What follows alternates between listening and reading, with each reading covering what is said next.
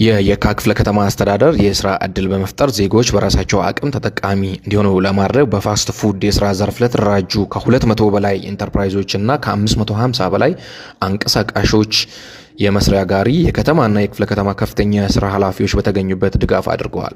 በመርሃ ግብሩም ላይ በምክትል ከንቲባ ማዕረግ የአዲስ አበባ ስራና ክህሎት ቢሮ ኃላፊ አቶ ሚሊዮን ማቴዎስ እንዲሁም የየካ ክፍለ ከተማ ዲሞክራሲ ስርዓት ግንባታ ማስተባበሪያ ቅርንጫፍ ጽህፈት ቤት ኃላፊ አቶ መገርሳ ገላና እና የየካ ክፍለ ከተማ ምክትል ስራ አስፈጻሚ አቶ እንዳልካቸው አስራት ተገኝተዋል። አቶ ሚሊዮን ማቴዎስ በመክፈቻ ንግግራቸውም ዜጎች ከተረጅነት ወደ አምራችነት እንዲሸጋገሩ እየተሰራ ያለው ስራ እጅግ ምርታማና አመርቂ መሆኑን አመላክተው እየተሰሩ ያሉ ስራዎች አሁንም ተቀጣይነት እንደሚኖራቸውም በንግግራቸው አክለዋል። ባለፈው በግብርና ስራ ላይ ነው እዚህ መተን የግብርና ግብአት ለተደራጁ ኢንተርፕራይዞች ያስረክብ ነው። ዛሬ ደግሞ በፋስት ፉድ ለተደራጁ ከ200 ለማያንሱ ማህበራት የፋስት ፉድ መስሪያ ዘመናዊ ግብአት ነው ለኢንተርፕራይዞች እያስረከብን ያለ ነውና ከተማችን እየዘመነች ስትሄድ በሌሎች ሀገራት ላይ የምናየው አይነት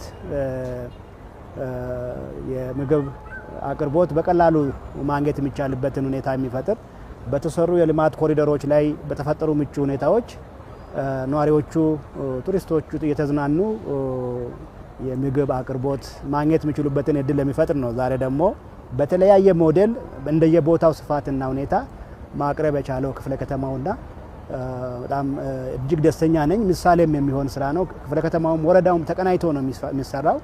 ኮሌጆቻችን አሉ። በስልጠና ወደ ስራ የሚገቡትን በማንቃት በማደራጀትና በቢዝነስ መሰረታዊ እውቀት ወደ ስራ እንዲገቡ የማድረግ ስራ እየሰራ ነው የምንገኘውና ዛሬ ለሌሎች አርአያ በሚሆን መልኩ በተለያየ ደረጃ የቀረቡትን እነዚህ የፋስት ፉድ ማቅረቢያዎች ሌሎችም አካባቢዎች፣ ወረዳዎች፣ ክፍለ ከተሞች በዚሁ ምሳሌ በስፋት ወደ ስራ እንደሚገቡ ተስፋ አደርጋለሁና በጣም በትልቅ ምስጋና ነው ያየሁት።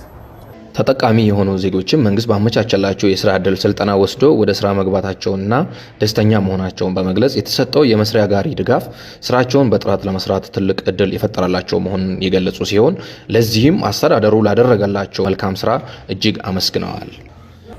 እኔ በጣም ደስተኛ ነኝ ይህን ዕድል በማግኘቴ። በጣም ደስተኛ ነኝ ምክንያቱም በፊት መንገድ ላይ ነው የምንሰራው። ዛሬ ላይ ግን ይሄ ተሰጥቶን ከበፊቱ የበለጠ እንድንሰራ ራሳችንን እንድንቋቋም በማድረጉ በጣም ደስተኛ ነኝ።